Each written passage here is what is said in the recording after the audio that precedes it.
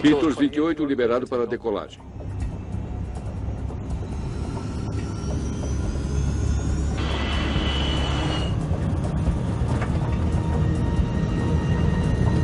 knots. 80 nós. Pare! Não force os freios. Não force os freios. Há 137 pessoas a bordo deste voo da British Air Tours. Em questão de minutos, quase a metade delas estará morta. Aquilo não deveria ter acontecido. Evacuar! O avião nem chegou a decolar. Ele não percorreu a pista e, no entanto, 55 pessoas morreram. Para os investigadores, é uma rotina familiar. Reconstruir os momentos finais dentro da cabine. Analisar os destroços e os gravadores de dados do voo. No final, eles recorrem a uma psicóloga para ajudá-los a descobrir como uma emergência em que não deveria haver morte se transformou em um dos desastres mais terríveis da aviação britânica.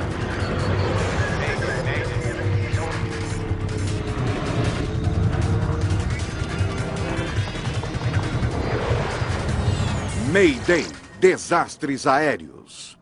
Esta é uma história real baseada em relatórios oficiais e relatos das pessoas envolvidas. Fumaça Negra. Quase 6 da manhã de 22 de agosto de 1985. O aeroporto de Manchester está começando a despertar. Os primeiros voos do dia estão se preparando para a partida. O voo 28 da British Air Tours deve levar 131 passageiros de Manchester para a ilha grega de Corfu. A British Air Tours é uma divisão da British Airways, especializada em voos de baixo custo para destinos de férias. É uma manhã fria e sopra uma leve brisa. Clima ideal para um voo.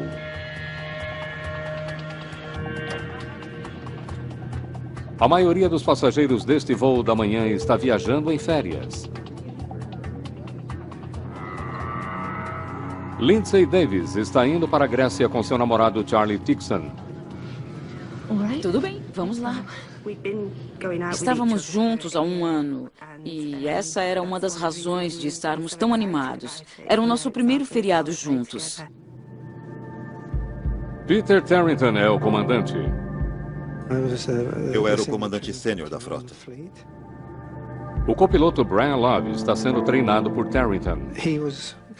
Ele iria fazer a decolagem e pouso como parte de sua formação. Tudo bem, comandante? Sim. Instruções, Brian. Emergência na pista. Você está conduzindo a aeronave. Quais as 4 coisas que podem fazê-lo parar? Fogo, falha, aviso de configuração ou se o senhor gritar, pare. Muito bem. Então você para e eu assumo o avião e deixo que você lide com a situação de emergência. Eu cuido do ATC. Tudo bem? Se você já conversou sobre a possibilidade de emergência e falou sobre o que deve ser feito, se isso realmente acontece, fica mais fácil você se lembrar de todos os passos. Certo, Brian? Iniciar o número 2. Iniciando o número 2. Pressão do óleo subindo. Muito bem, vai em frente. 24, 25, 26, 27, 28, 29. 129 mais 2 a bordo, comandante. Obrigado. A tripulação está pilotando um Boeing 737.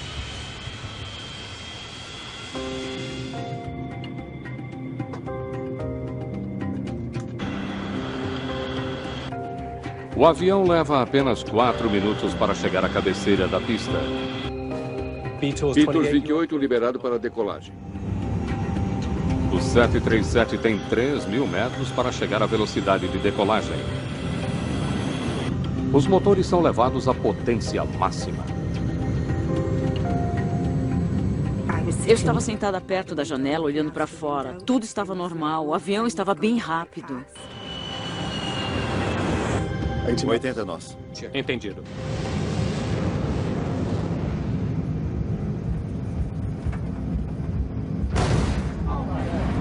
Ouvimos então um ruído surdo que soou como se viesse de fora. Eu estava realmente ansiosa. para ver o que estava acontecendo lá fora, mas não consegui enxergar nada. O comandante Tarrington precisa agir rapidamente. Pare.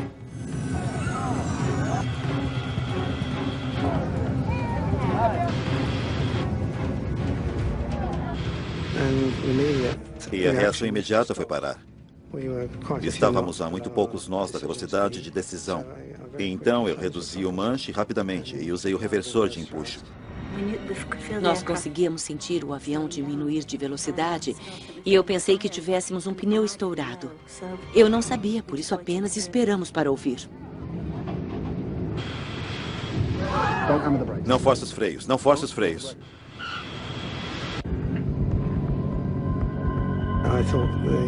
Eu achei que o pneu poderia causar danos ao trem de pouso se freássemos muito forte.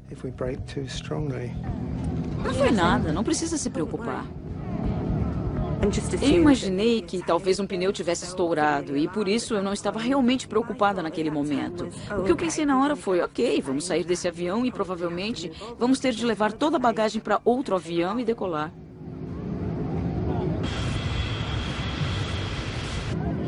Logo, os passageiros do lado esquerdo do avião veem o verdadeiro problema. Eu podia ver chamas cor de laranja no interior da parte traseira do motor. E naquele ponto eu me dei conta de que, obviamente, não era um pneu que havia estourado, pois aquilo não provocaria o fogo. Talvez a situação fosse um pouco mais séria. Deixa eu passar, eu não vou ficar aqui. Naquele momento, eu queria sair do avião. Eu não estava bem. Sabia que havia um incêndio e eu só queria fugir do fogo. A fumaça está se infiltrando na cabine. Sente-se, por favor. A saída mais próxima ficava na parte de trás e eu não queria ir para trás, porque a fumaça vinha de lá. Decidi passar pela frente e disse ao Charlie, vamos, vamos! E comecei a ir para a frente do avião. Parando. 28, Mike, rejeitando decolagem. Parece que temos um incêndio no número 1. Parece haver muito fogo. Obrigado. Incêndio em avião, pista 24. De onde está sentado, o comandante Tarrington não consegue ver a gravidade do incêndio e precisa de orientação da torre. Temos que evacuar os passageiros? Eu faria isso pelo lado deste bode. Tarrington decide sair da pista. Evacuar este bordo, por favor.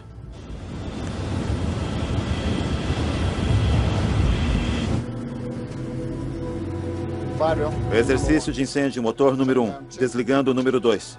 Evacuar. Por favor, fiquem calmos. Antes que a tripulação saia do avião, é preciso completar uma lista de 15 passos. Freio de estacionamento. Acionado. Alavanca do freio de velocidade. Abaixada. Mas o tempo está se esgotando. Havia uma lista relativa à evacuação, mas ela tinha 4 páginas. E o último item era evacuar os passageiros. Motor e APU, dispositivos de alerta de incêndio. Aquilo não tratava do meu problema. No 737, há 4 portas na cabine. As 2 na parte de trás estão envoltas por chamas e fumaça, restando apenas 2 para 137 pessoas. E então, um problema mecânico elimina uma delas. Arthur estava abrindo uma e ele estava realmente batendo, realmente tentando abri-la e estava muito difícil de abrir. A parte traseira da cabine está se enchendo de fumaça, tornando a respiração difícil. Passageiros correm para a frente. Aquilo parecia não ter fim, até que começaram a evacuar. E foi então que achei que eu não ia sair, que ia explodir. Motor e APU, dispositivos de alerta de incêndio. No momento, todas as 137 pessoas a bordo estão vivas. Mas a cada segundo as chances de sobrevivência diminuem. O voo 28 está se tornando uma armadilha mortal.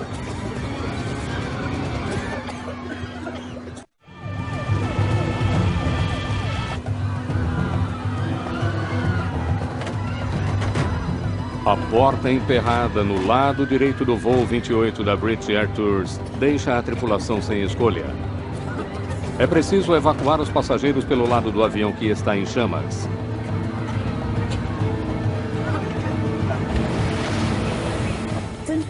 Tão logo abrimos a porta, os bombeiros já tinham chegado, jogando espuma no escorregador, chegando até o chão do galley.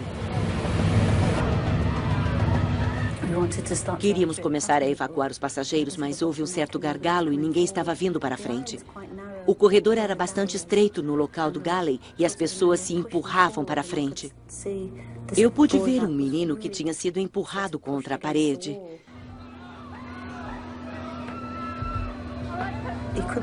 Ele não conseguia sair e por isso eu o puxei pela camiseta, uma camiseta amarela. Ele veio meio que cambaleando e depois todos vieram também, caindo atrás dele. E nós os dirigíamos para o escorregador. Pulem! Pulem! Pulem! No treinamento, dizem para trazer as pessoas para a porta e dizer para que pulem. Pulem! Desesperado para conseguir que as pessoas saiam do avião rapidamente, o comissário de bordo volta até a porta emperrada. Depois de várias tentativas, ele consegue abri-la. A única vez que eu me virei foi para ter certeza de que Charlie estava me seguindo. Vejo você lá fora. Quando olhei para trás, vi as pessoas vindo para a frente, na direção da frente do avião, onde os assentos estavam, empurrando os assentos para frente, dobrando-os à medida que passavam. As pessoas estavam tentando se apressar para chegar até a frente. O escorregador estava ali e as pessoas estavam saltando sobre ele. Quando cheguei lá embaixo, nem olhei para trás. Eu só queria sair. Dezenas de passageiros conseguiram sair do avião, mas há muitos outros do lado de dentro. Havia fogo e a fumaça era negra e espessa. Charlie disse que depois que eu saí, aquela fumaça negra desceu e todo mundo estava gritando apavorado. Ele disse: as pessoas vão morrer lá dentro. Dispositivo de stand-by. O comandante Peter Terrington e seu copiloto Brian Love ainda estão a bordo do avião em chamas, pois ainda não haviam completado as etapas necessárias para evacuar. Havia 4 toneladas de combustível saindo da aeronave pelo tanque da asa. Pronto, Brian? Brian? Eu conseguia ver muitas chamas. Terem completado a lista colocaria a vida deles em risco. Verificamos o maior número de itens possível. Então, nós dois saímos pela janela da cabine.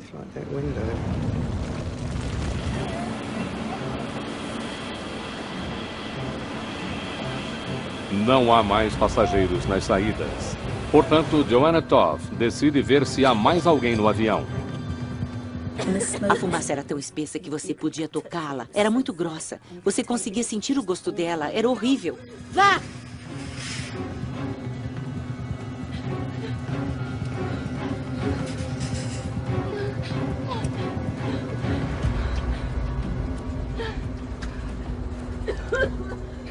Havia uma menininha um pouco mais adiante na cabine que estava realmente desorientada. Eu suponho que todos nós estávamos. Não tínhamos ideia do que estava acontecendo. Eu a levei até o escorregador e ela foi retirada em seguida. O bombeiro estava me dizendo para sair. E eu pensava, ainda não terminei, eu ainda não terminei. Quando Toff volta para a cabine, a fumaça está tão espessa que é difícil enxergar e mesmo respirar. Estava muito escuro e silencioso. Eu nunca vi nada parecido. Como conseguia ver a luz da porta, eu sabia onde a porta estava. A fumaça força Toff a abandonar a sua busca.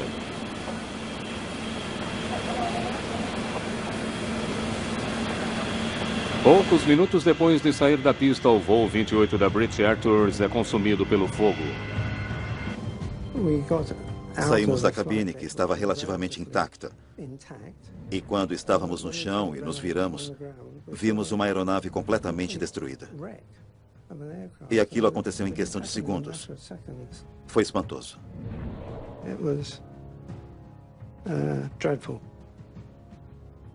54 pessoas morreram. Outras morreriam no hospital.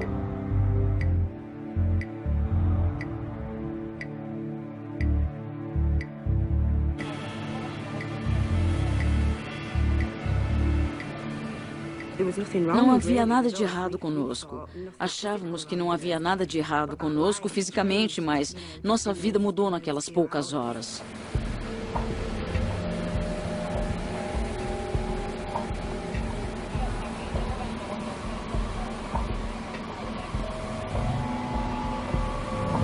Eu não conseguia respirar. Eu estava praticamente na porta e não conseguia respirar. A fumaça foi entrando e todo mundo se levantou e saiu correndo. Foi um pânico louco para sair. Quando a fumaça entrou, simplesmente não conseguia ver nada. Ninguém. Foram necessários 125 bombeiros e mais de 2 horas para apagar o fogo. A notícia do desastre logo se espalha ao redor do mundo. A primeira-ministra britânica, Margaret Thatcher, voa para Manchester para visitar o local. When we get a terrible air crash of this kind, everyone is appalled and shocked. Every single aspect of this accident will be thoroughly investigated. It has to be. Este é o 4º maior desastre aéreo do ano, envolvendo um voo comercial. Em junho de 1985, um jato da Air India explodiu sobre o Oceano Atlântico. 329 pessoas foram mortas. Semanas mais tarde, 137 pessoas morreram quando um voo da Delta Airlines caiu no aeroporto Fort Worth, em Dallas. E apenas 10 dias antes do acidente em Manchester, o mais mortal acidente aéreo da história envolvendo um único avião. O voo 123 da Japan Airlines, um 747 lotado, atingiu uma montanha matando 520 pessoas. O voo 28 da British Air Tours acrescenta então 55 mortes à lista de vítimas. O ano de 1985 é agora o mais mortal na história da aviação comercial. O público que faz uso de aviões está ficando nervoso. A Divisão de Investigação de Acidentes Aéreos do Reino Unido envia então uma equipe para Manchester para desvendar os acontecimentos que conduziram à catástrofe. Entre eles está Stephen Moss, que fará a inspeção dos motores do avião. Aquilo não deveria ter acontecido. O avião nem chegou a decolar. Ele não percorreu a pista e ainda assim 55 pessoas morreram. Chris Prothero também está na equipe. Seu foco é o incêndio. Sabíamos por meios de relatos iniciais que o fogo tinha entrado na aeronave muito rapidamente quando ela parou. E esse era meu foco. Não demora muito para Stephen Moss descobrir onde o problema começara. Ele vê danos no avião que não haviam sido causados por um incêndio. A primeira coisa que vimos claramente foi um buraco na parte de baixo da asa. E bem ao lado dele havia um buraco no lado do motor. A impressão era de que um havia levado ao outro.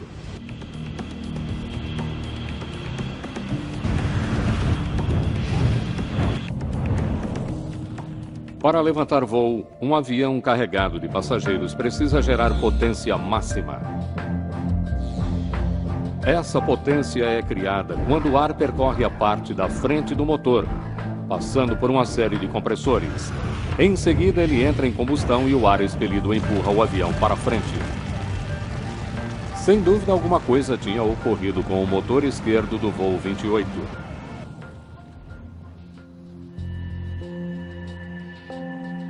Investigadores procuram indícios na pista e na cabine, esperando descobrir por que tantas pessoas morreram.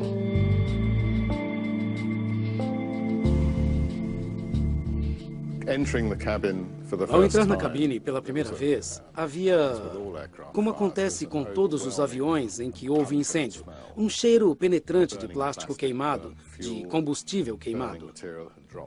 Material em chamas havia caído sobre os assentos e, portanto, os corredores estavam cheios de restos de armários. Uma cena de devastação. Os danos na cabine são reveladores. O avião está quase totalmente carbonizado na parte de cima, mas relativamente intacto na parte de baixo. Estava claro que não tinha havido um flashover neste caso em particular. Um flashover Ocorre quando os gases em um espaço fechado tornam-se tão quentes que se inflamam, incinerando tudo à sua volta. A forma como a cabine do voo 28 foi carbonizada revela a Chris Prothero a natureza do fogo. Muitas das almofadas do encosto do assento, até mesmo coisas como os cartões com orientação de evacuação de emergência, que são apenas plástico laminado, não haviam sido danificados. Você poderia limpá-los e colocar em outra aeronave e ninguém saberia que eles tinham estado neste acidente. Mas no nível superior da fuselagem, houve muitos danos causados pelo calor e isso não é uma característica de um flashover. O incêndio na cabine tinha sido grave, mas não deveria ter sido catastrófico. Isso deixa os investigadores com duas perguntas. Por que tantas pessoas morreram? E o que provocou o incêndio? A resposta à segunda pergunta pode estar fora do avião, na pista. Investigadores encontram um grande pedaço de metal em forma de cúpula no trajeto do avião. Stephen Moss vê que se trata de uma peça do motor chamada Combustor Can, subcâmara de combustão. Parecia ter havido uma separação da subcâmara da extremidade da frente e da extremidade de trás. A câmara de combustão dos motores do jato 737 contém 9 subcâmeras de combustão, onde o combustível e o ar são misturados e inflamados. Portanto, cada uma precisa suportar um calor intenso. Moss suspeita que a subcâmara de combustão fraturada tenha de alguma forma se soltado, destruindo o motor esquerdo do avião. Ela tinha atingido um painel de acesso ao tanque de combustível sob as asas, abrindo ali um buraco. E aquilo levou ao vazamento de uma grande quantidade de combustível. É fácil provar que uma parte da subcâmara de combustão penetrou a asa. Ela se encaixa perfeitamente no buraco aberto na asa. Essa foi, sem dúvida, a causa do acidente. O motor do avião é um Pratt & Whitney JT8D. Para Moss, essa é uma grande preocupação. Na época, ele era provavelmente o motor a jato mais usado no transporte aéreo comercial no mundo todo. E certamente era urgente que tentássemos encontrar a causa daquele acidente, a fim de evitar que outras aeronaves tivessem o mesmo problema.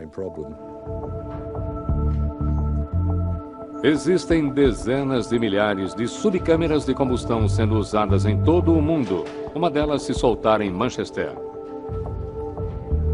Stephen Moss precisa descobrir por que houve o problema e rápido.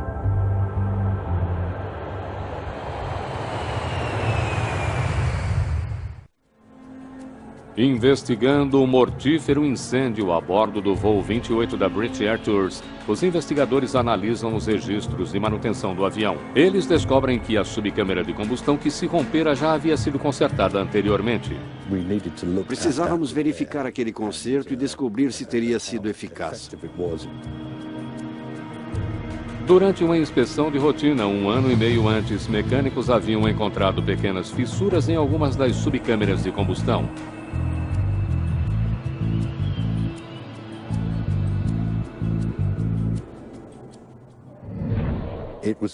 Certamente não era raro encontrar fissuras nas subcâmeras provocadas por uso.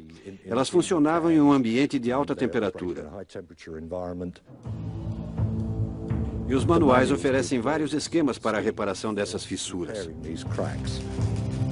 Investigadores descobrem que os mecânicos haviam reparado as fissuras de acordo com o procedimento contido no manual de reparação do motor. Eles haviam usado solda, mas a fissura na subcâmara número 9 era excepcionalmente longa. O manual de revisão não especificava até que limite de comprimento da fissura ela poderia ser reparada. E se no caso de uma fissura mais longa, ela poderia ser consertada. Depois que as subcâmeras consertadas foram colocadas de volta no motor, os mecânicos não tinham como saber se a solda efetivamente selara a fissura. Isso porque as subcâmeras não podem ser inspecionadas quando o motor está no avião.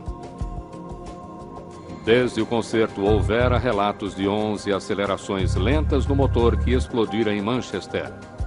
Uma subcâmara de combustão danificada poderia ter sido o motivo do problema. Mas os manuais para a solução de problemas disponíveis para os mecânicos em Manchester não relacionavam isso como uma causa em potencial. Em vez disso, a Pratt & Whitney oferecia outras formas para resolver o problema de aceleração. Aquilo não parecia provocar nenhum grande alarme para eles.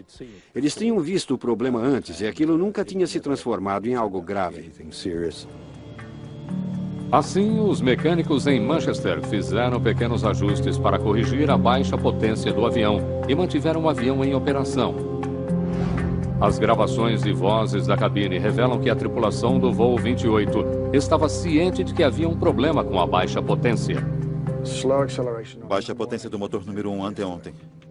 Sim, eu estava no voo, senhor. Assinado pelo engenheiro. Mas a observação no diário levou o comandante Terrington a acreditar que o problema havia sido corrigido. Um comentário no diário técnico relativo ao voo anterior ao último, de que o motor estava com baixa potência, não parecia ser um problema grave. Os engenheiros haviam feito o trabalho e o avião tinha voado no dia anterior, sem problemas. Os ajustes na baixa potência não haviam corrigido o verdadeiro problema, a fissura na subcâmara de combustão, e ela se rompeu no voo 28. Parando. 28, Mike, rejeitando decolagem. Evacuar, evacuar. Por favor, mantenham a calma e não entrem em pânico. Se a companhia aérea tivesse inspecionado as subcâmeras, acredito que certamente teriam visto o problema. Os investigadores agora sabem a origem do desastre em Manchester. A fenda soldada na subcâmara de combustão número 9 se rompeu quando o voo 28 acelerava na pista. A frente da subcâmara se soltou do motor, fazendo um buraco na parte de baixo da asa esquerda. Isso levou a um enorme vazamento de combustível no motor danificado, o que causou o incêndio. Incêndios de motor não são incomuns. A estrutura de um 737 é isolada com material retardador de fogo para proteger a cabine. Os investigadores ainda não entendem como um incêndio do lado de fora do avião se espalhou para dentro da cabine tão rapidamente.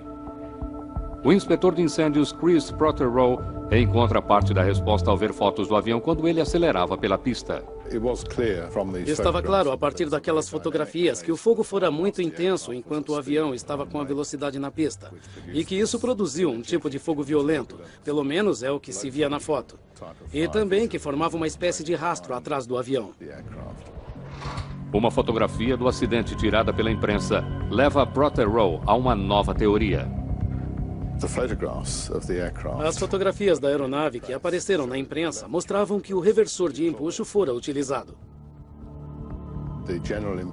A impressão que se tinha pela fotografia era de que os reversores haviam incendiado a lateral e, por isso, o fogo atingira o interior do avião tão rapidamente. Aquela fotografia e suas implicações eram, na verdade, muito significativas. Pare! Há várias maneiras de parar um jato que está acelerando. Uma delas é com os freios. Não force os freios. Outra é com os reversores de empuxo do motor. Os reversores redirecionam o escape do motor a jato para frente e isso ajuda a diminuir a velocidade do avião. A impressão que se tinha era que os reversores tinham simplesmente iniciado esse grande incêndio no lado esquerdo da aeronave, diretamente na lateral do avião, diretamente na fuselagem traseira. Isso explicaria por que o fogo destruiu a cabine tão rapidamente.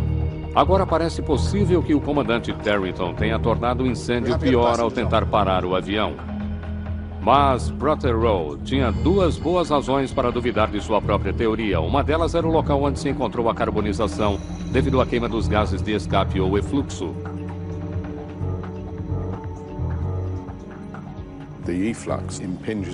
O efluxo afeta a fuselagem mais acima, próxima do teto da aeronave. Então, na verdade, a penetração que ocorrera abaixo não tinha relação com aquilo. O outro motivo é que quando os reversores foram usados, o motor esquerdo já tinha explodido. Mas para agir como um maçarico, o motor precisaria de um escape considerável.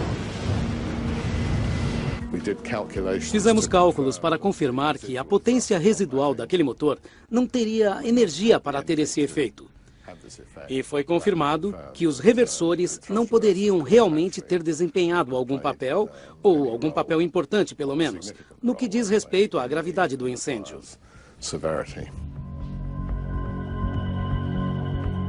Sem dúvida, alguma outra coisa que não os reversores havia levado o incêndio a se espalhar tão rapidamente. Prothero examina com maior profundidade as informações disponíveis e, após a análise dos relatórios do tempo do dia do acidente, ele encontra a resposta. O vento foi o principal fator que determinou a gravidade do incêndio, em termos de sua intensidade do lado de fora da aeronave, da rapidez com que penetrou a aeronave, e também em termos de como afetou o interior da cabine. Acreditando ter um pneu estourado, o comandante Tarrington tomou uma decisão fatal. Parando 28 Mike, rejeitando decolagem. Quando ouvimos o barulho, fechamos os reversores. Eu supunha que sairíamos da pista e que pediríamos ao pessoal do tráfego aéreo que o engenheiro verificasse os pneus. Assim como uma estrada, uma pista de aeroporto tem uma série de saídas. O comandante Tarrington escolheu uma chamada Link Delta.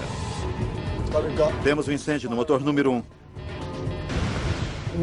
Quando recebemos a informação adicional de um alarme de incêndio, o cérebro já estava programado para realizar a parada.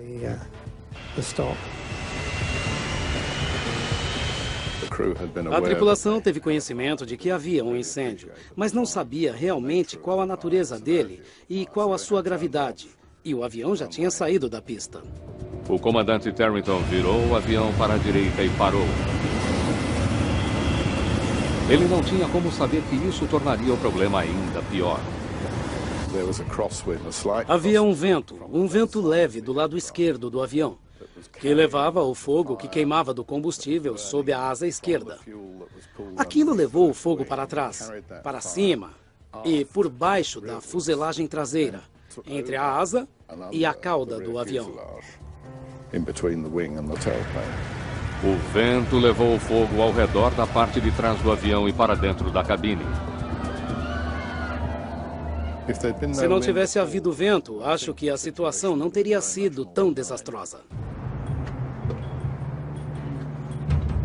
Investigadores descobriram como o fogo começou e as condições que o levaram a entrar na cabine. Agora, o investigador Ed Trimble deve resolver o maior mistério em torno do acidente de Manchester. Tínhamos uma aeronave que tinha abortado a decolagem por um bom motivo. Havia deixado a pista de taxiamento e parado em uma taxiway de uma forma rápida. E mesmo assim, 55 pessoas haviam morrido. Portanto, a grande questão era precisamente por que aquilo tinha ocorrido. Investigadores descobrem que a maioria dos mortos não havia sido encontrada nas partes mais queimadas do avião. Autópsias irão apontar o verdadeiro assassino do voo 28. Das 54 pessoas que morreram, apenas 6 haviam sofrido queimaduras graves. Todas as demais morreram por inalação de fumaça. Ao que parece, a fumaça era particularmente letal. Sobreviventes dizem aos investigadores que a fumaça era insuportável. A fumaça era realmente preta e ela quase chegava a tocar você. Era realmente estranho. E as pessoas disseram que o efeito era pavoroso. Imediatamente após inalar aquilo pela primeira vez, você começava a se sentir debilitado e sabia que se inalasse mais uma ou duas vezes, não conseguiria resistir.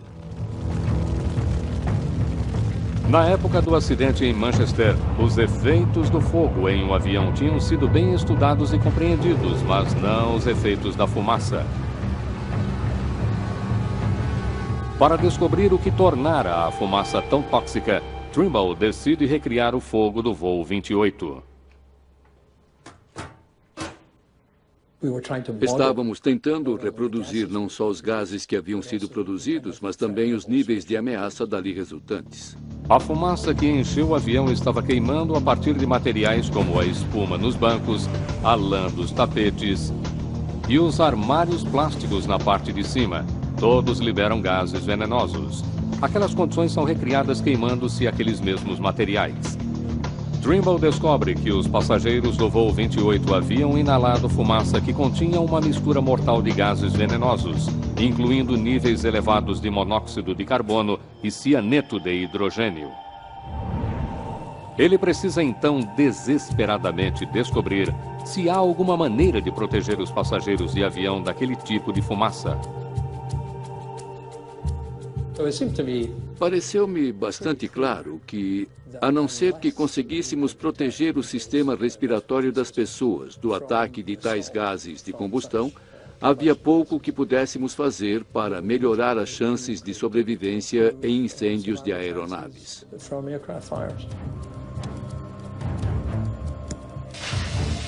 Ao longo de 5 semanas, os investigadores fazem dezenas de testes experimentando diferentes filtros.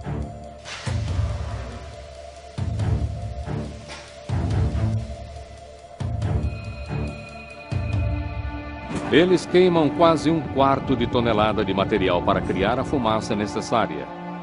Sua conclusão dramática é que poderia ter sido possível salvar a vida dos passageiros. Eu não tinha a menor dúvida de que nessas situações, na cabine de uma aeronave que está sendo tomada por gases de combustão, as chances de sobrevivência são muito maiores se você tem a proteção de um capuz anti-fumaça.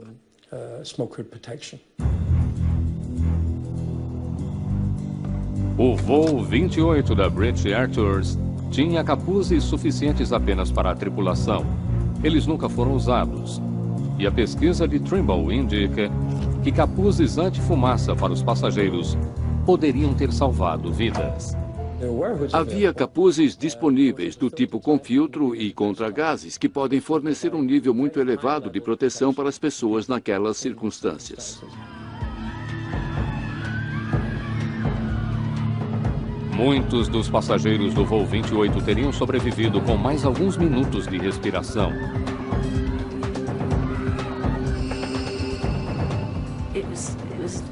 Foi num piscar de olhos. A partir do momento em que paramos na pista, poucos minutos se passaram e estava tudo terminado. Um Boeing 737 com sua capacidade total de passageiros é projetado para ser evacuado em menos de 2 minutos.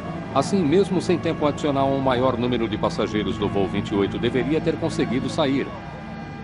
Para descobrir por que tantas pessoas não conseguiram sair do avião, os investigadores se voltam para uma fonte improvável.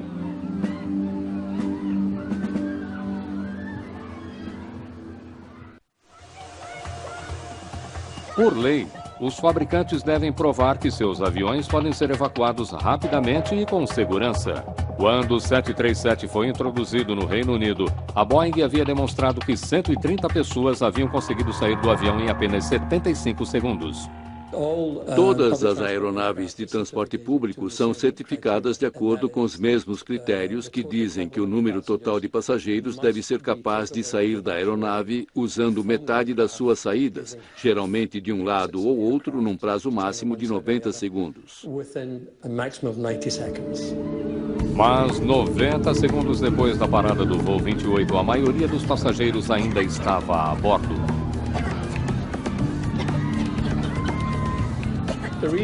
A razão pela qual a evacuação em Manchester não foi atingida em 90 segundos deveu-se ao fato de as condições de evacuação de incêndio numa situação real serem totalmente diferentes das condições de certificação. A evacuação para certificação é conduzida em condições claras, sem fumaça, que reduz a visibilidade e confunde os passageiros. Poucos minutos depois de parar, o voo 28 foi tomado por uma densa fumaça negra. Tão logo a fumaça começou a penetrar na cabine pela parte de trás e depois vir para a frente, levou ao pânico imediato todos aqueles que eram afetados por ela. O comentário foi: inspirei uma vez aquela fumaça e senti como se meus pulmões estivessem se solidificando. Pode-se imaginar que, nessas condições, as pessoas tivessem de se afastar da fumaça. E as pessoas fizeram isso basicamente passando por cima dos assentos e de outras pessoas para conseguir estar na frente delas. Em menos de 5 minutos, o que deveria ter sido um acidente sem mortes tornou-se fatal.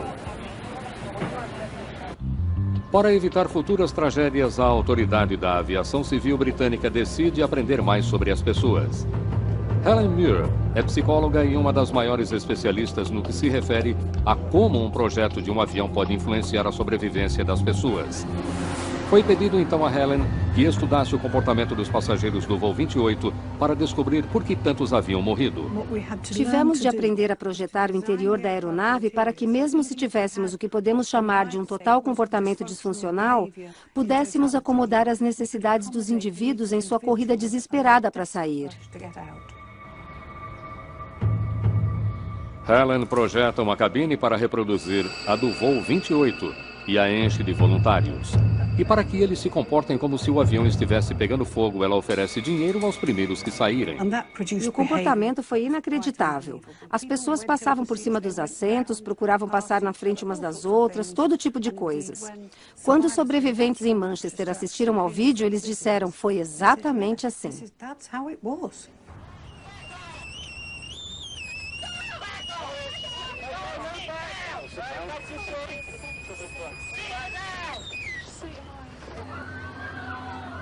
A evacuação do voo foi retardada pelo fato de os passageiros terem ficado entalados na passagem que separa a cabine principal e o galley. Investigadores descobrem que o fato de terem ficado entalados devia-se ao projeto do Boeing 737. A passagem tinha pouco mais de 57 centímetros, suficiente apenas para a passagem de uma pessoa. Eles queriam saber o quanto a passagem teria de ser maior para que as pessoas não ficassem entaladas. Tentamos fazer o possível para recriar a situação ocorrida em Manchester e, em seguida, variar sistematicamente o interior da aeronave para ver quais seriam as mudanças que melhorariam a situação para os passageiros. Os testes de Helen Muir mostraram que a passagem estreita criava gargalos que os comissários de voo tinham de desobstruir. O aumento da largura para pouco mais de 75 centímetros melhorou muito o movimento dos passageiros. Através de vários testes, vimos que aumentando a largura da passagem de 57 para 75 centímetros poderia melhorar muito a velocidade com que as pessoas conseguiriam sair, reduzindo a probabilidade de pessoas caírem e escorregarem. Como resultado do trabalho de Helen Muir, foi feita uma recomendação para que fosse aumentado o espaço entre as passagens para 75 centímetros e para a colocação de uma fileira de iluminação para guiar e ajudar os passageiros a sair mesmo quando mal possam enxergar devido à fumaça. Helen também encontrou uma maneira de aumentar a segurança da cabine sem ter de reprojetá-la. Sente-se, por favor. Ela realizou uma pesquisa sobre o comportamento da tripulação durante emergências e descobriu que os passageiros saíam de um avião muito mais rápido com uma equipe altamente assertiva.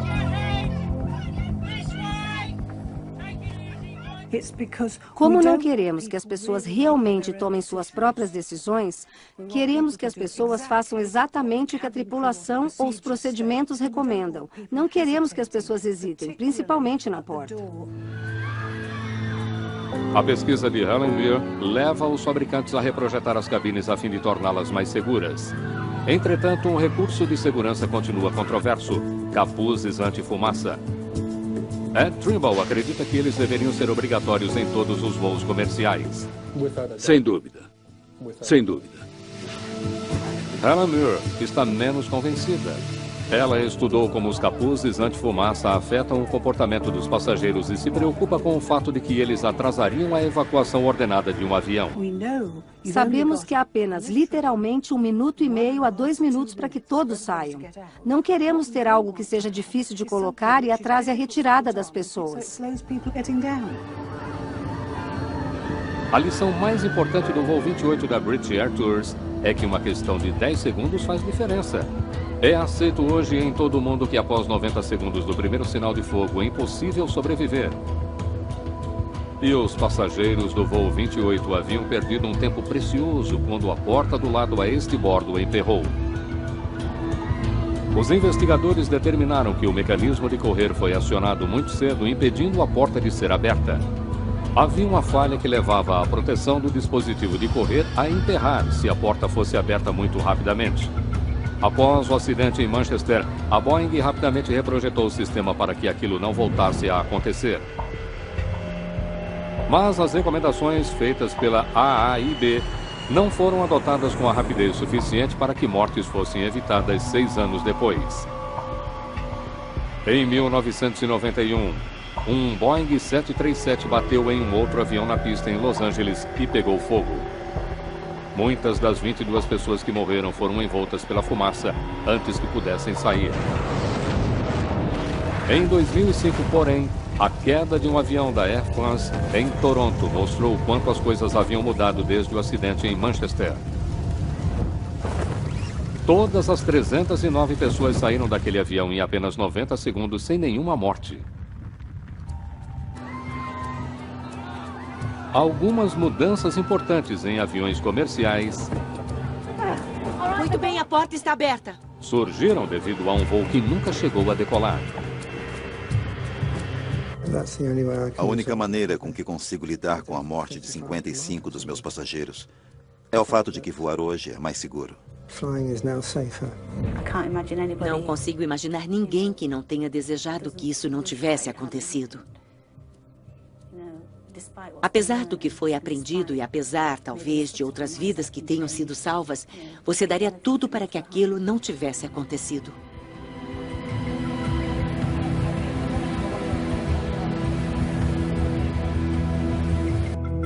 Versão Marshmallow São Paulo.